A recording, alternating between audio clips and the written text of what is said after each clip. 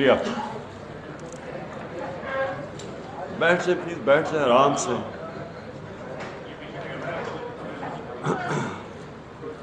بسم اللہ الرحمن الرحیم. ایاک نعبد و ایاک نستعین. میں نے آج خاص آپ سب کو انویٹیشن دلوایا ارسلان سے اور فرقان سے. میں یہ چاہتا تھا کہ آپ سے ملاقات ہو، آپ کی بات چیت بھی سنوں، اور مجھے اندازہ ہے کہ کن مشکل کنڈیشنز میں آپ نے کوریج کی.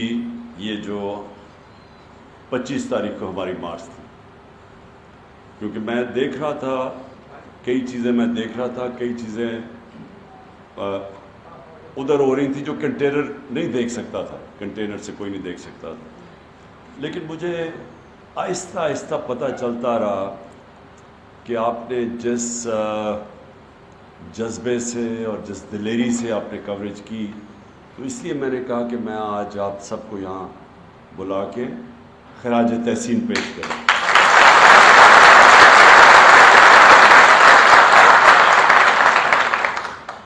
اچھا، اب آپ نے ایک چیز سمجھ لی کہ یہ جو دور ہے نا پاکستان جس سے گزر رہا ہے،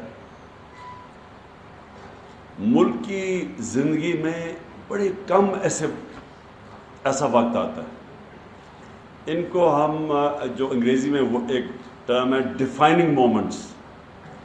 ملک کے لیے فیصلہ کن وقت ہے.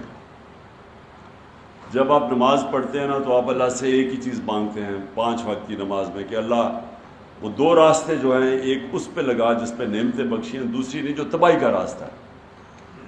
تو قوم بھی لوگوں کی بنتی ہے نا، تو قوم کے بھی 2 راستے آ جاتے ہیں. ایک طرف تباہی کا راستہ ہے اور ایک طرف عظمت کا راستہ ہے. اور جب اس طرح کے 2 راستے آ جاتے ہیں تو اللہ کسی کو یہ اجازت ہی نہیں دیتا کہ وہ کہے جی میں نیوٹرل ہوں. کوئی نیوٹرل نہیں ہوتا. 2 راستے، اللہ اگر کہتا تو تیسرا راستہ بھی بتا دیتا. لیکن اللہ نے کہا کہ جب آپ نے فیصلہ کرنا ہے، ایک ملک، ایک طرف سارے پاکستان کے 30 سال پرانے جو جرم کر رہے تھے، مجرم تھے، وہ اوپر آ کے بیٹھ گئے ہیں. تو آپ جب ان کو دیکھتے ہیں تو ایک قرآن میں حکم ہے امر بالمعروف، اچھائی کے ساتھ کھڑے ہو، حق کے ساتھ کھڑے ہو، برائی کے خلاف کھڑے ہو، تو آپ ادھر ہیں. اور یہ جو آپ کی سٹرگل ہے یہ پولیٹکس نہیں ہے، اس کو پولیٹکس نہ سمجھ، یہ جہاد ہے. جب آپ رائے حق پہ چلتے ہیں اور حق اور سچ پہ کھڑے ہوتے ہیں تو وہ پھر ذات سے باہر بات نکل جاتی ہے. آپ ایک معاشرے کو پروٹیکٹ کرتے ہیں. جو شہادت ہوتی ہے وہ ایک انسان معاشرے کے لیے اپنی جان قربان کرتا ہے. وہ پیغمبروں کے بعد اس کا سب سے بڑا رتبہ ہمارے دین میں. تو آپ جو اس سٹرگل کے اندر ابھی شامل ہیں، اور یہ جو آپ نے سینز دیکھے، کیونکہ آپ نے تو کئیوں نے بڑے قریب سے دیکھا جس ظلم سے، بابریت سے شیلنگ کی گئی اپنے لوگوں پہ. یہ ہم جنرل ڈائر تو جو ایک غلام قوم کے اوپر وہ گولیاں چلا سکتا تھا یا ظلم کر سکتا تھا، لیکن اپنی لا انفورسمنٹ ایجنسیز اپنے لوگوں پہ ایسے ظلم نہیں کرتی. یہ صرف کرمنلز کرتے ہیں. اور یہ جو آپ نے دیکھا یہ کرمنلز کا کام تھا. مجرم یہ سارے وہ لوگ ہیں جن سب کو بہت پہلے جیلوں میں جانا چاہیے تھا. یہ رانا ثناء اللہ اور یہ جو شہباز شریف ہیں، جب انہوں نے دن دہاڑے ماڈل ٹاؤن میں 14 لوگوں کو قتل کیا تھا اور 80 لوگوں کو گولیاں لگی تھی، ان کو تب جیلوں میں جانا چاہیے تھا. لیکن مسئلہ ہمارا ملک کا جو سب سے بڑا مسئلہ جو میں نے پولیٹکس شروع کی تھی آج سے 26 سال پہلے، انصاف کی تحریک. انصاف نہیں ہے. یہ انصاف آپ کو جہاد کر کے لینا پڑتا ہے، جدوجہد کر کے لینا پڑتا ہے. اور انصاف کا مطلب کیا ہے؟ انصاف تو کمزور کو چاہیے ہوتا ہے. طاقتور کو انصاف وہ اپنے آپ کو قانون کے اوپر رکھتا ہے. امریکہ جو انٹرنیشنل کرمنل کورٹ ہے اس کے نیچے اپنے آپ کو نہیں لانا چاہتا. لیکن سارے کمزور ملک اپنے آپ کو لانا چاہتے ہیں پروٹیکشن کے لیے. عدالتیں کمزور کو طاقتور سے پروٹیکٹ کرنے کے لیے بنتی ہیں. یہ پلیز آپ نے بڑی امپورٹنٹ چیز سمجھ لی. اس لیے ہمارے دین میں اللہ قرآن میں اتنا ایمفسائز کرتا ہے انصاف کے اوپر. ابن خلدون جو کہ ماڈرن ہسٹری کے باپ سمجھے جاتے ہیں, ایک بہت بڑا ایک ذہن تھا ماڈرن ہسٹری کا. ابن خلدون اپنی زندگی کا تھیسس لکھتا ہے. وہ ابن خلدون کہتا ہے کہ جو جتنی میری سٹڈی ہے قرآن کی اور اسلام کی, تو اللہ نے انصاف کو صرف انسان کو دنیا میں صرف ایک وجہ سے بھیجا کہ میری زمین پہ انصاف قائم کرو. یہ جو جب آپ ان چوروں اور لٹیروں اور قاتلوں کے خلاف جب آپ ان کے خلاف کھڑے ہوتے ہیں تو یاد رکھیں یہ پولیٹکس سے اوپر چلی جاتی ہے بات, یا پھر اللہ کی رائے حق پہ چل رہے ہیں آپ, وہ راستے پہ جو آپ نماز میں مانگتے ہیں آپ اس راستے پہ چل رہے ہیں. اور یہ اس وقت قوم کے لیے سب سے امپورٹنٹ ٹائم ہے. ہم ان لوگوں کو شکست دے گئے, پاکستان اوپر چلا جائے گا انشاءاللہ. اور اگر ہم کامیاب نہ ہوئے تو یہ جو جنگ لڑنی پڑے گی یہ پھر آپ کے بچوں کو لڑنی پڑے گی, کیونکہ جنگ یہ لڑنی پڑے گی کبھی نہ کبھی ان چوروں کے ساتھ. تو وہ مشکل ہوتی جائے گی ملک کے لیے. اور پھر جو ہمارے نبی صلی اللہ علیہ وسلم کی جو بہت امپورٹنٹ حدیث ہے, اور قرآن میں کئی آیتیں اس کو سپورٹ کرتی ہیں کہ تمہارے سے پہلے بڑی قومیں تباہ ہوئی جو طاقتور کو قانون کے نیچے نہیں لا سکی.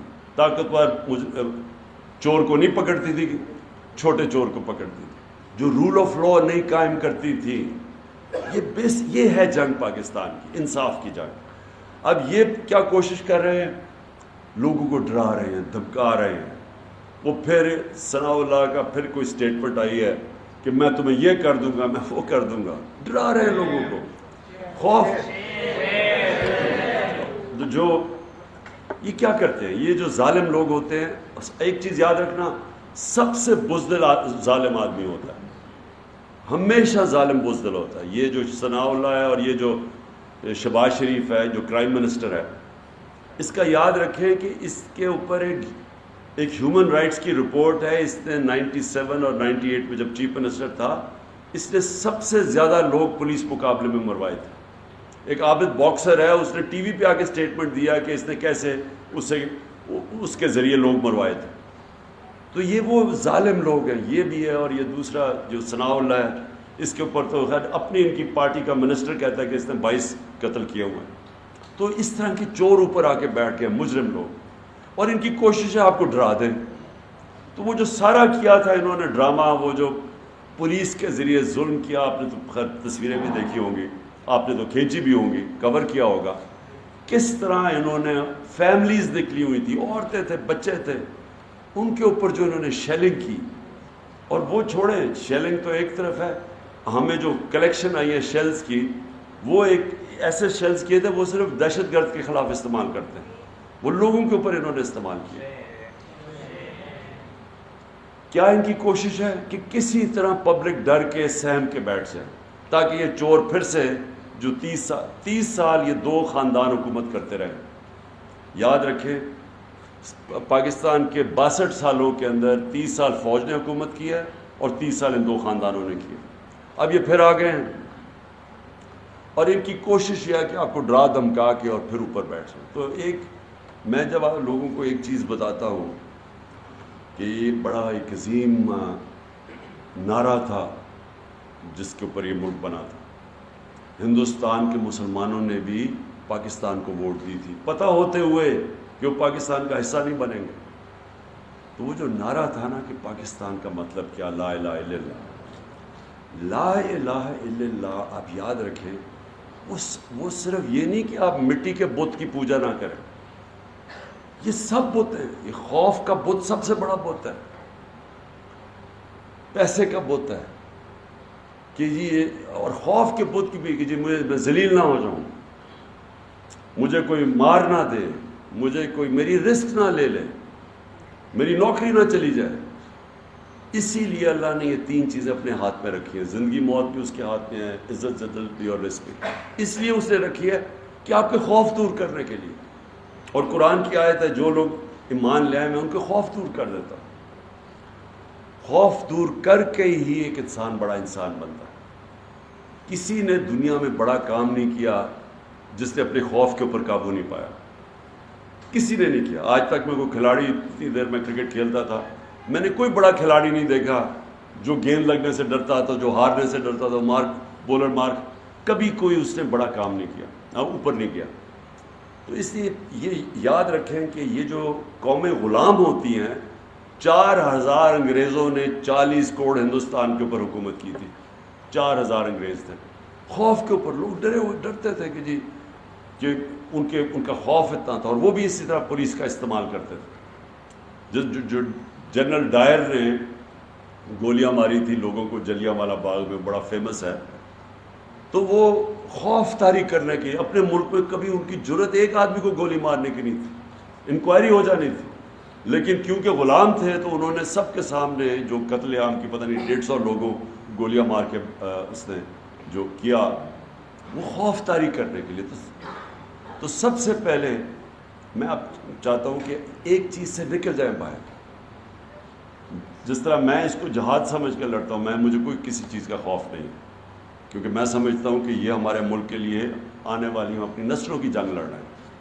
آپ نے بھی اسی اسپرٹ سے اس پہ آنا ہے, کیونکہ آپ کو اس کی کوئی فکر نہیں کرنی چاہیے. اور یہ یاد رکھیں, یہ بڑے, میں پھر سے بتاتا ہوں, ان سے بزدل لوگ کوئی نہیں ہے. یہ جب ان کے سامنے کوئی کھڑا ہو جاتے ہیں سارے بھاگ جاتے ہیں. تو انشاءاللہ آج سپریم کورٹ کے اندر ہمارا کیس لگا ہوا ہے. ہم سپریم کورٹ سے پہلے پوری ان سے پروٹیکشن چاہ رہے ہیں کہ کیا ہمارے پاکستانیوں کا فنڈامنٹل رائٹ ہے کہ پرامن احتجاج کریں. اب سپریم کورٹ سے یہ بیسک سوال ہے. اور کیا اس طرح کے مجرموں کو آپ اجازت دے سکتے ہیں کہ یہ آپ عورتیں بچے دیکھیں اور ان کے اوپر شیلنگ کریں, اور پتہ نہیں 35,000 شیل مارے انہوں نے, لوگوں کے گھروں میں گھس گئے رات کو, ان کی عورتیں نہ چادر نہ چادردواری کی پرواہ, جو انہوں نے حرکتیں کی ہیں پنجاب کے اندر, اور جو پنجاب پولیس کا استعمال کیا ہے, غلط استعمال کیا. تو ہم سپریم کورٹ سے رولنگ لے رہے ہیں, اور اس کے بعد جیسی ان کا فیصلہ آتا ہے اس کے بعد میں اناؤنس کروں گا, پھر ہم نکلیں گے انشاءاللہ. اور اس باری بہت بہتر پلاننگ ہوگی. اس باری ہماری پلاننگ کوئی ٹھیک نہیں تھی.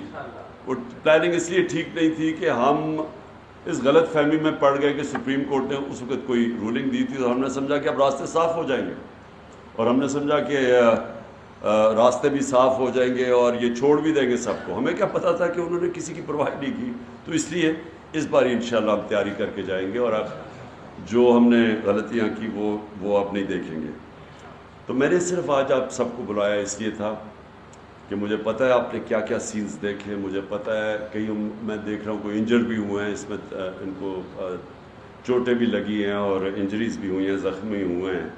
تو میں نے آپ کو بس اس لیے صرف آج کہا تھا کہ آپ یہاں آئیں, اور میں اپنے ملک کی طرف سے, اپنی قوم کی طرف سے آپ کو اکنالج کرنا چاہتا ہوں, آپ کو خراج تحسین پیش کرنا چاہتا ہوں.